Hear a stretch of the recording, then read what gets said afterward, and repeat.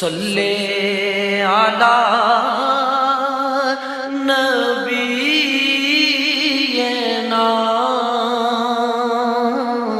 صلی علی محمد۔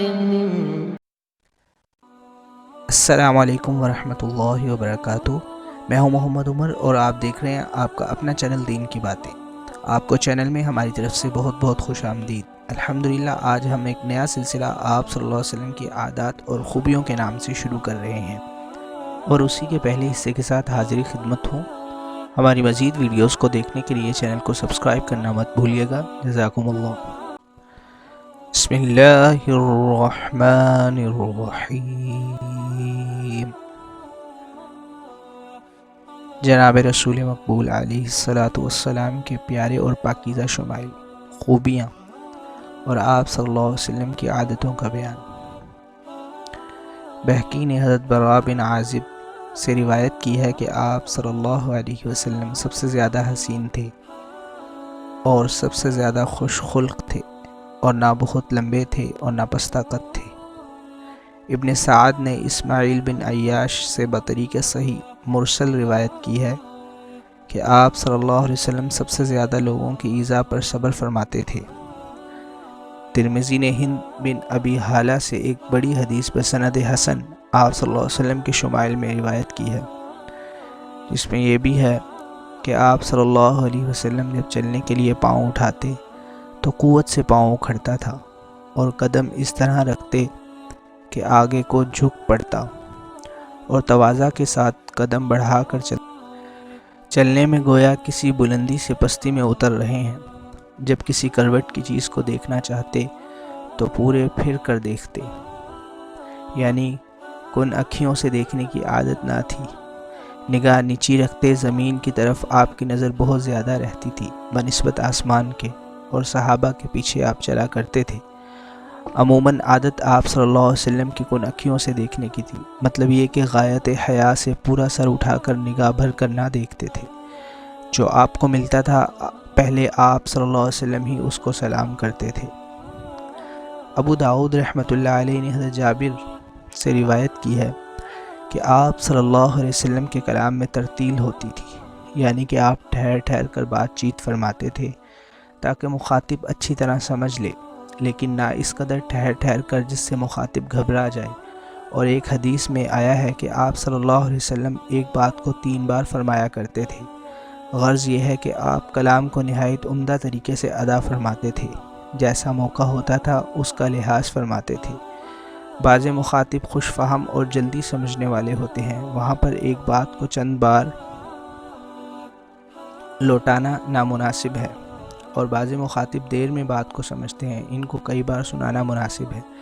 اور جہاں ہر قسم کے لوگ ہوں وہاں 3 بار بات کو لوٹانا مناسب ہے، اس لیے کہ بعض اعلیٰ درجے کے فہیم ہوتے ہیں، یعنی سمجھدار ہوتے ہیں، وہ پہلی ہی دفعہ سمجھ جاتے ہیں، اور بعض اوسط درجے کی سمجھ رکھتے ہیں، یعنی درمیانے درجے کی سمجھ رکھتے ہیں، وہ 2 بار میں سمجھ لیں گے، اور بعض غبی یعنی کہ کن ذہن ہوتے ہیں، وہ 3 بار میں بخوبی سمجھ لیں گے۔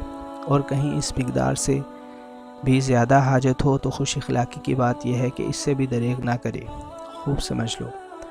اصل تو یہ ہے کہ خوش اخلاقی اور قواعد کی پابندی کا اعلیٰ مرتبہ جناب رسول صلی اللہ علیہ وسلم کو عطا ہوا تھا۔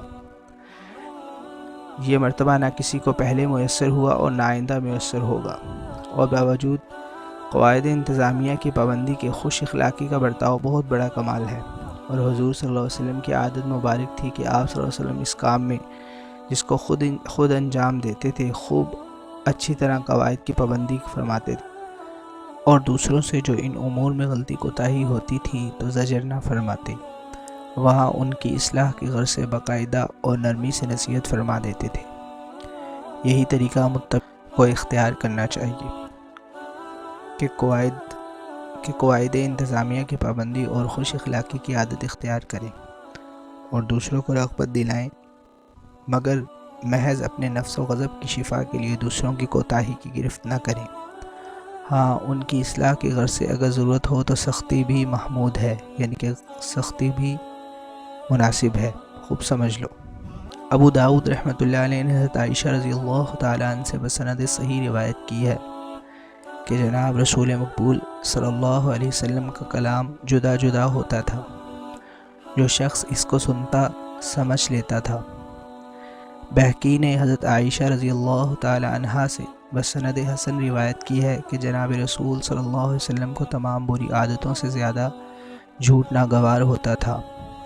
بہقی اور ابو داؤد اور نسائی نے حضرت انس رضی اللہ تعالیٰ عنہ سے روایت کی ہے کہ آپ کو سب کپڑوں میں بہت محبوب یمنی چادر تھی جس میں کئی رنگ ہوتے تھے، اور عزیزی نے ابی رسلان سے اس کپڑے کے پسندیدہ ہونے میں یہ حکمت نقل کی ہے کہ وہ بہت زینت کا کپڑا نہیں ہے، یعنی سادہ ہوتا ہے اور میلہ بھی کم ہوتا ہے۔ سبحان اللہ، کیا شان مبارک تھی رسول صلی اللہ علیہ وسلم کی۔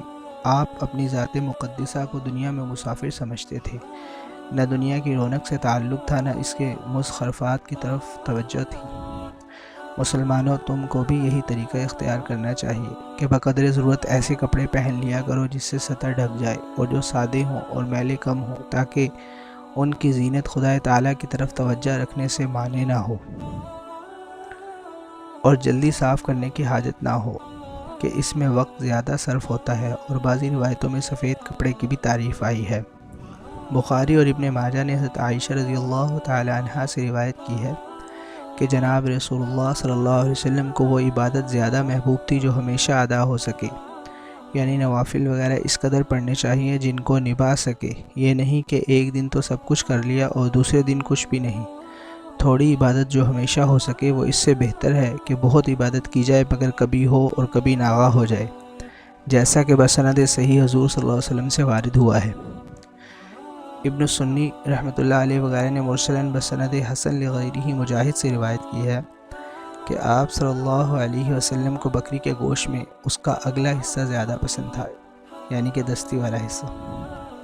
حاکم وغیرہ نے بسند حسن لغیرہ حضرت عائشہ رضی اللہ تعالی عنہا سے روایت کی ہے کہ پینے کی چیزوں میں آپ صلی اللہ علیہ وسلم کو ٹھنڈا اور میٹھا پانی، یعنی کہ میٹھے سے مراد وہ والا میٹھا نہیں ہے کہ جس میں چینی وغیرہ ڈالی ہو، میٹھے سے مراد وہ ہے کہ جو پانی کھاری نہ ہو، وہ آپ صلی اللہ علیہ وسلم کو زیادہ محبوب تھا۔ ابو نعیم نے حضرت ابن عباس سے بسند حسن لغیرہ روایت کی ہے کہ آپ صلی اللہ علیہ وسلم کو پینے کی چیزوں میں دودھ بہت زیادہ پسند تھا۔